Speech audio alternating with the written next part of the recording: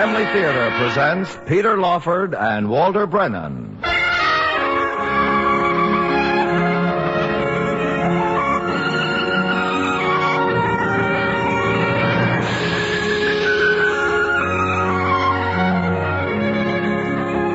From Hollywood, the Mutual Network, in cooperation with Family Theater, presents West of the Pecos, starring Peter Lawford. And now, here is your host, Walter Brennan.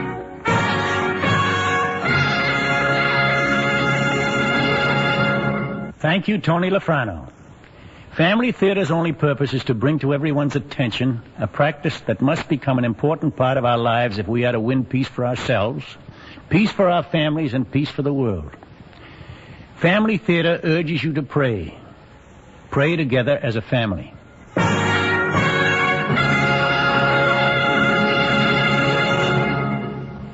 And now to our transcribed drama, West of the Pecos, starring Peter Lawford as Mr. Smythe.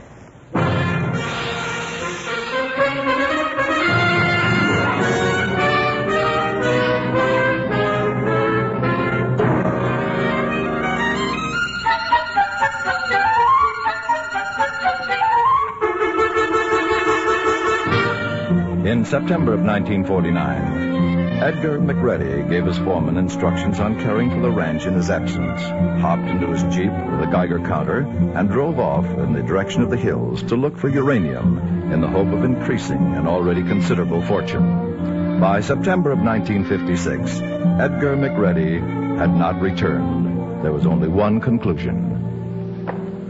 He has indubitably passed beyond this vale of tears. Dead?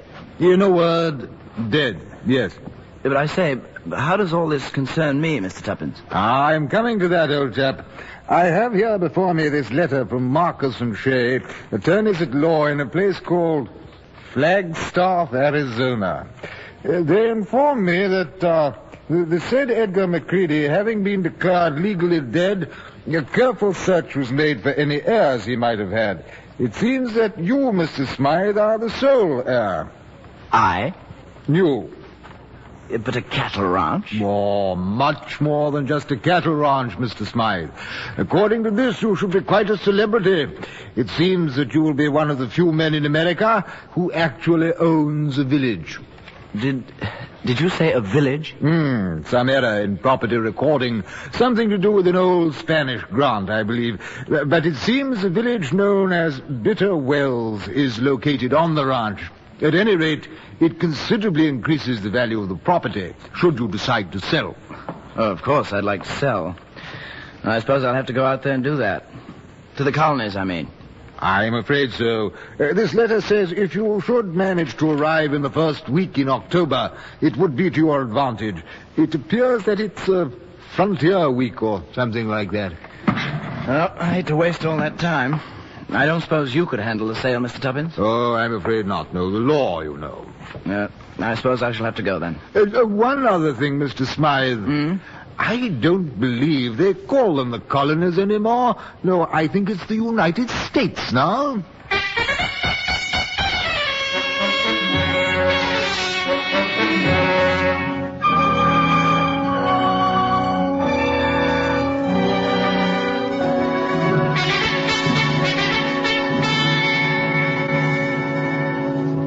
I wish I could tell you, Maury. Well, if you can't, who can? Now, as far as I can see, there just isn't any way out. Most of this land was originally homesteaded. Now we find out that nobody had any right to homestead it. Legally, it belongs to this fellow, Leslie Smythe. Smythe. But if a man paid cash for his It would own... be just his hard luck. Apparently, there just aren't any clear titles. Well, this is a fine time to find out about it. It just naturally wouldn't come out unless somebody looked into the matter.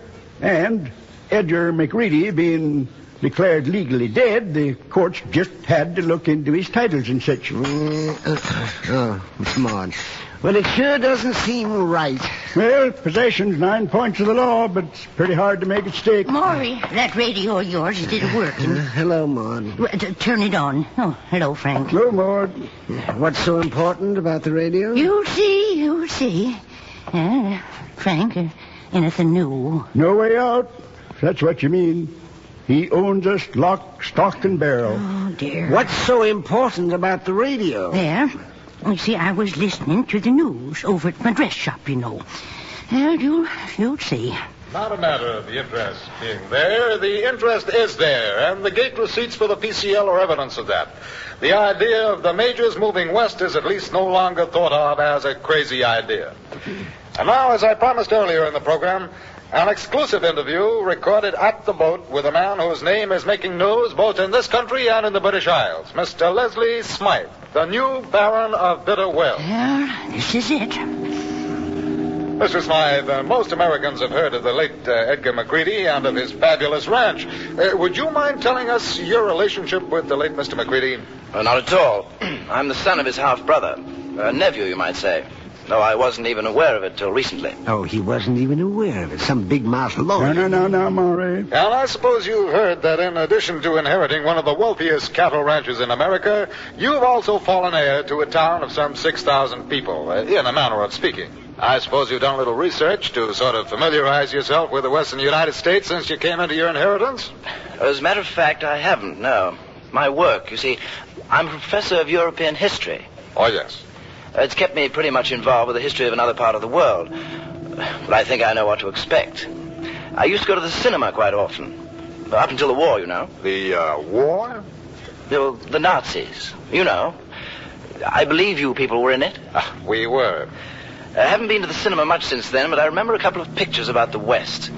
One with Walter Brennan and some chap, let's see, Cooper or Duper, something like that. Well, you might be in for some surprises, Mr. Smythe. Can you give us a general idea of your plans? Only to say that I have made them.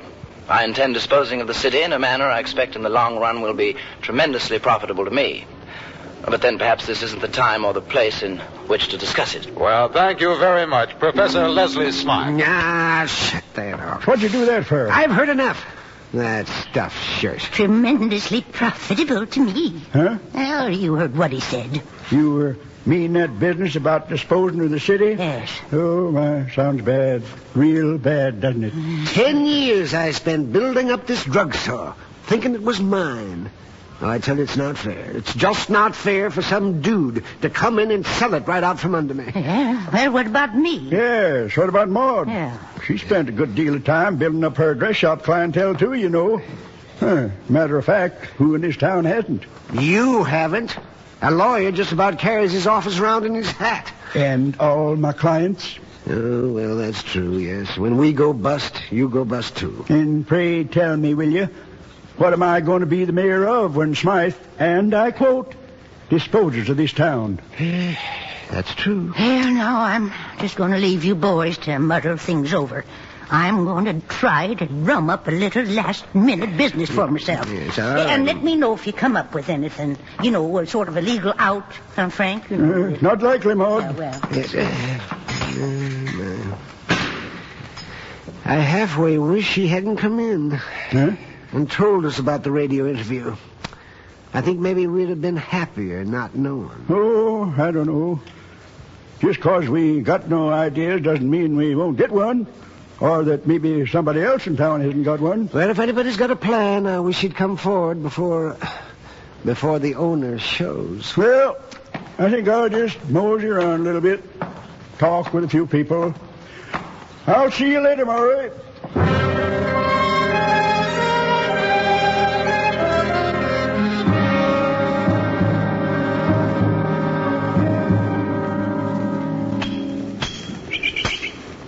Now try it. That's enough. That's enough. Hold it. Hold it. Sometimes it goes and sometimes it doesn't. Well, sounds like generator trouble to me. Yeah, to me, too. Look, Jeannie, if you can leave it for a few hours. Yeah, I guess I'll have to.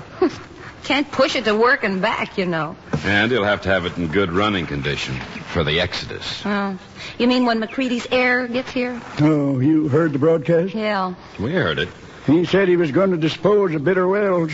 I wish I knew what he meant by that. He owns the real estate. He's going to sell it. What else could he mean? It's cut and dried. Jeannie, a new generator will run you about, $9. Okay? Okay. Sounds like a wholesale price. It is. You know, I wish I hadn't spent all that money for my Frontier Week costumes. I guess there won't be much sense in holding it this year. Nope, guess not. Remember that interview? The only thing the guy knows about the West is what he's seen in the movies. He probably thinks that was real. What picture was it he said he remembered? Oh, the one with Gary Cooper and Walter Brennan. Yeah. That would be the Westerner. Mm-hmm. One about Judge Roy Bean. The law west of the Pecos. Well, if that's all... Well, what's up, Mayor? Say, Eric, how many people would you say we could get into the high school auditorium? Well, 500 or 600, maybe. Why? Well, maybe with a few loudspeakers outside, maybe it'd work. What would work? I'm going to make a speech tonight, and I'm going to set up a special committee for Frontier Week. For this year? Right on the schedule. Yeah, but I thought you were going to call it off. I changed my mind. In fact, I think Bitter Wells will have a Frontier Week this year like we've never had before.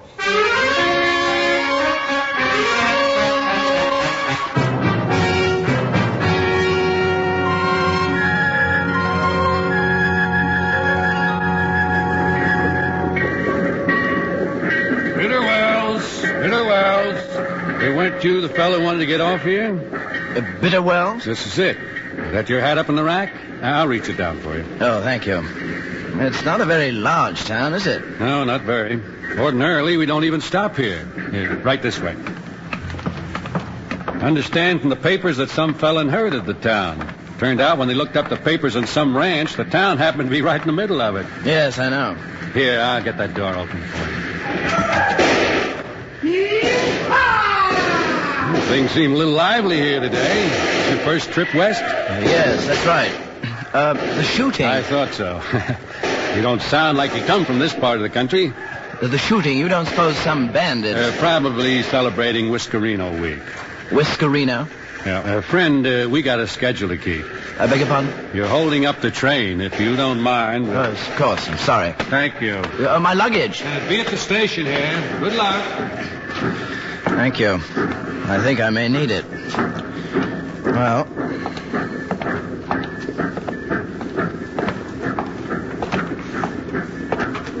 That's about far enough, stranger.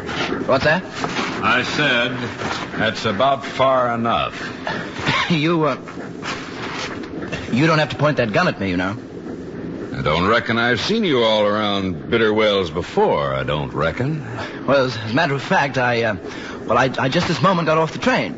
You got off the train? Yes, just a moment ago. Well, now, that's right interesting. Train usually goes through here like 60. Stopped today. If you'd been just a second early, you'd have seen me. Really? Tex. You call me, Slim? Yeah, mosey over here. Hanker to take a look at something fancy? I might be. Looky, this dude here. Now, look here. I will not be held up for ridicule. Tex. No, you're Tex. I'm Slim. Oh, I'm Tex. But what I was going to say was, this fella's got no whiskers. Whiskers? Yeah, that's right. Well, I didn't even notice. What about whiskers? Well, of course not. He wouldn't even be looking for it. A cayuse would have to be just plain maverick to show up in Bitter Wells without a beard. Cayuse, maverick. Now, here now. Looks kind of like a plucked chicken, don't he? Look, I don't see what's so important about having whiskers. Maybe you will, stranger. After a talk with the judge.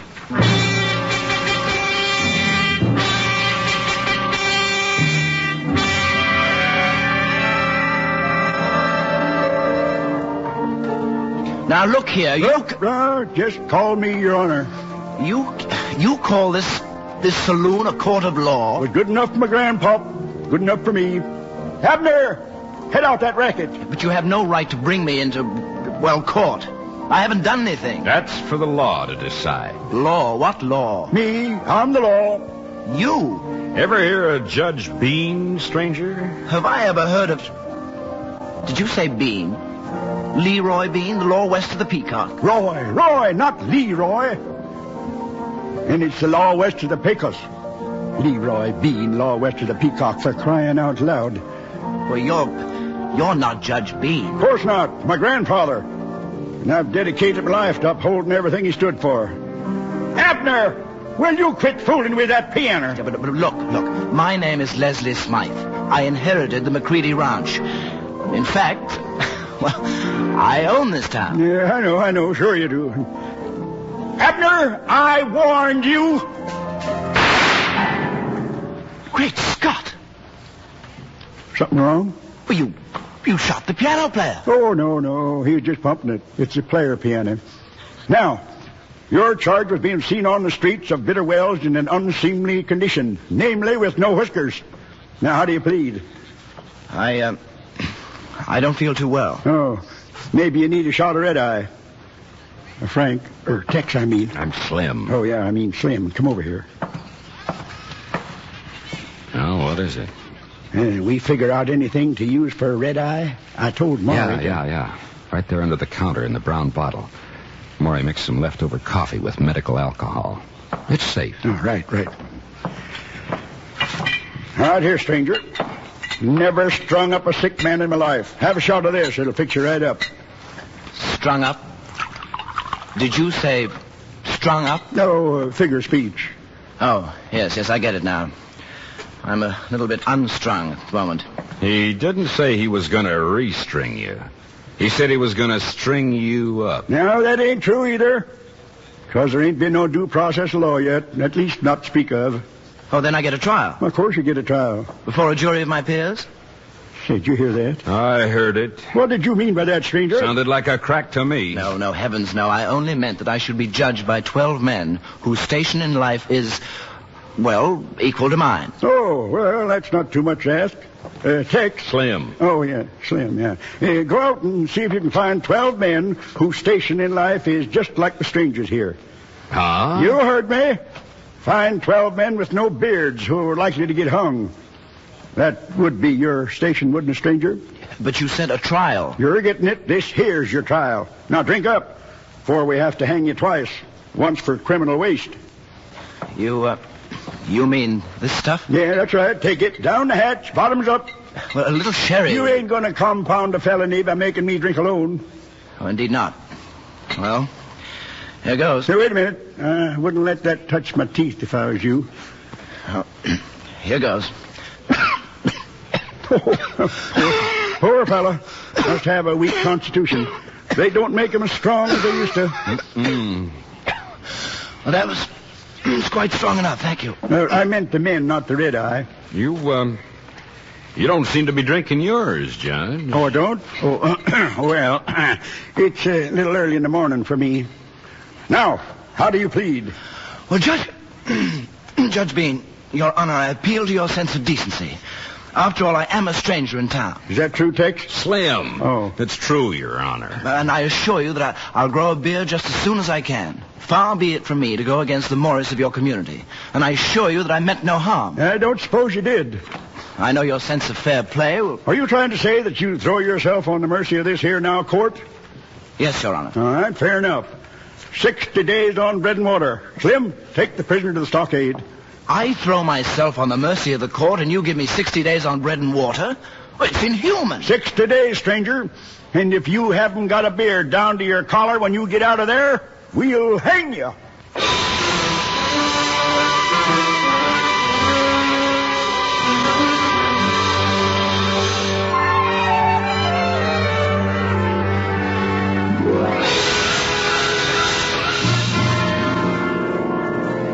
Frank, I'm sorry, but the boys just can't ride up and down the streets all day. They're tired, and the horses are tired. They just can't take it. Besides, there's not a blank cartridge left in town. Well, it doesn't look good. Looks like the town's got tame all at once. Guess we'd better execute part 2 of the plan, Jeannie. Yeah, well, I'm ready. If you don't mind my saying so, it's about time. Oh, that poor man. That poor man was going to dispose of just about everything we own. Remember that. It's not right for a man to inherit the life work of all the people in the town. It just... Yeah, wait a minute now. We've been through all that. Get the canteen, Jeannie. That's right here. Get going. Well, wish me luck. And remember, Eric, my name is Lily. Yeah.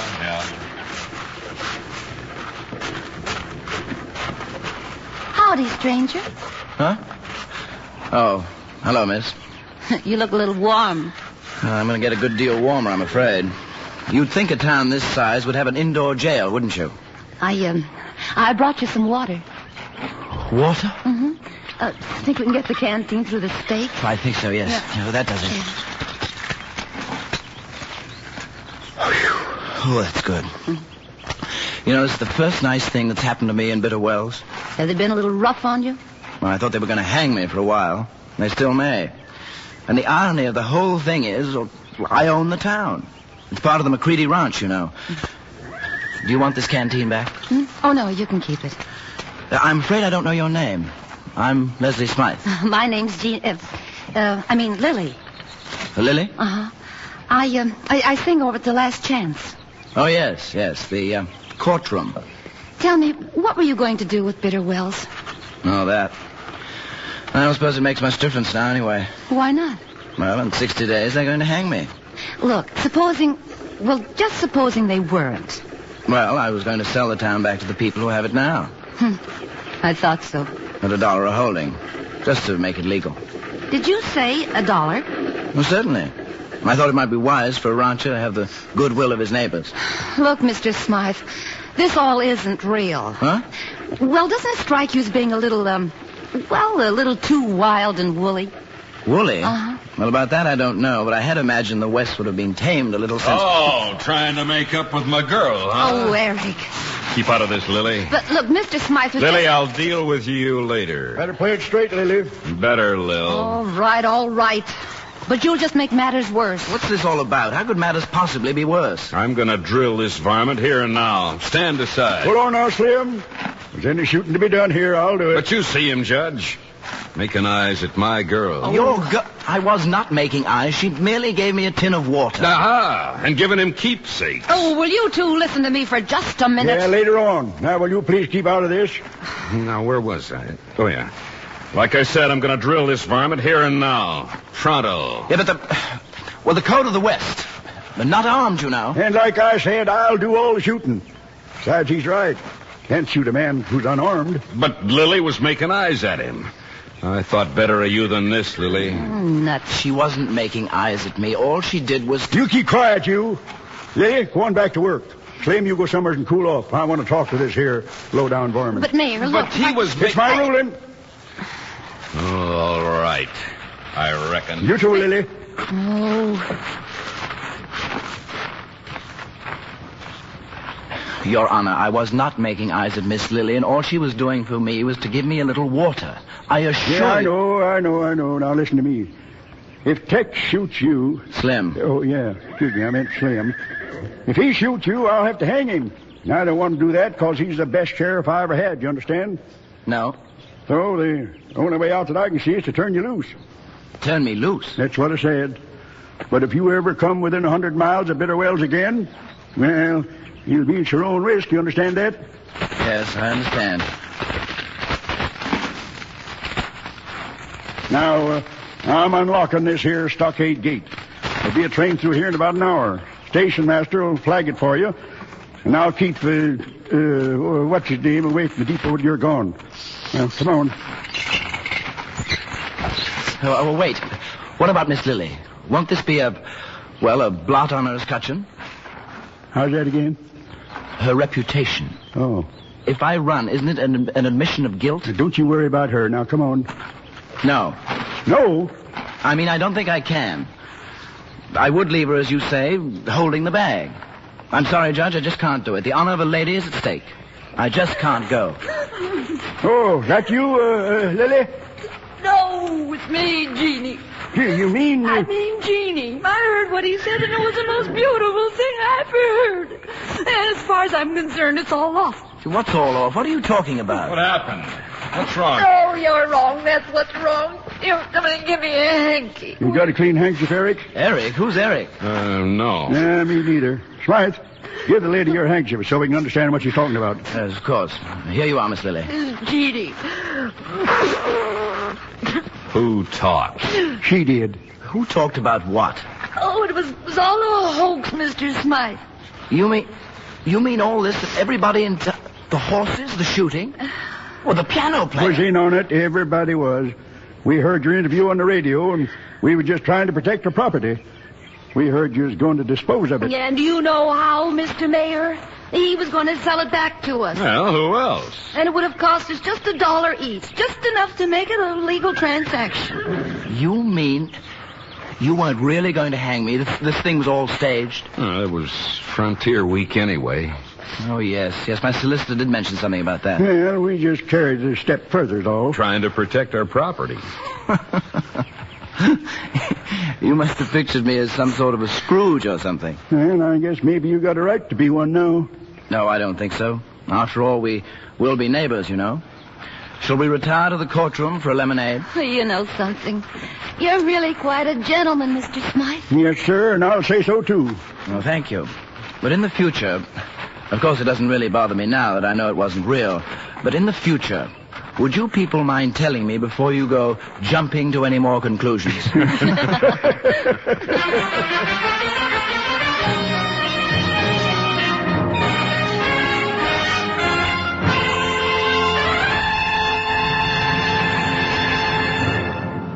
This is Walter Brennan again. We might all ask ourselves from time to time the question, who am I?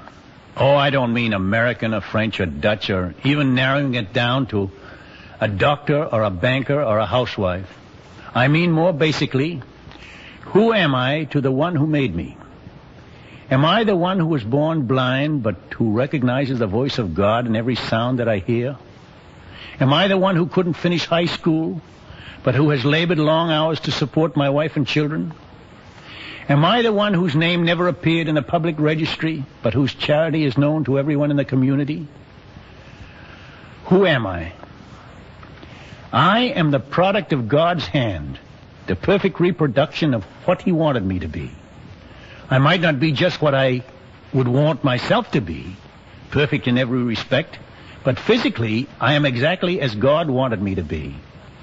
And once I have received this gift of life from God's hand, then I must use it and develop it so that I can give myself back to Him just the way He wants me back. My work is cut out for me by my state in life and my field of employment.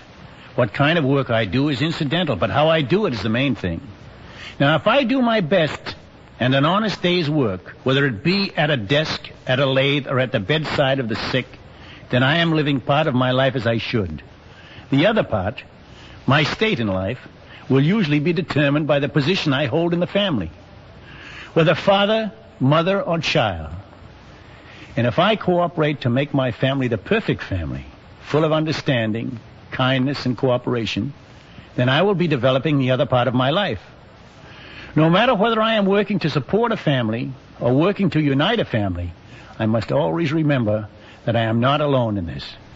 That God who made me knows who I am and cares who I am, and He will help me if I ask through prayer, and especially through family prayer. Remembering that the family that prays together stays together. More things are wrought by prayer than this world dreams of.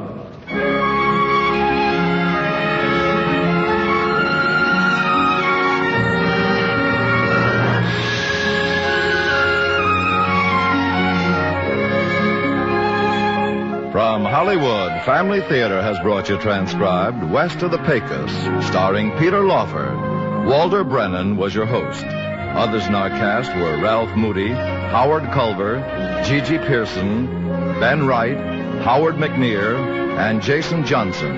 The script was written and directed for Family Theater by Robert Hugh O'Sullivan, with music composed and conducted by Harry Zimmerman.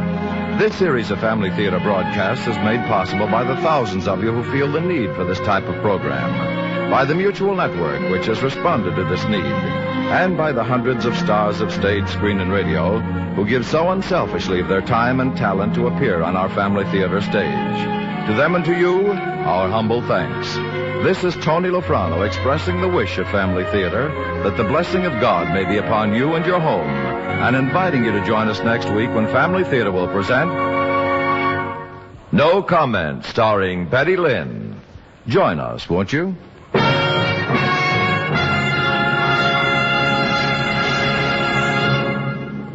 Family Theater is broadcast throughout the world and originates in the Hollywood studios of the world's largest network. This is Mutual, the radio network for all America.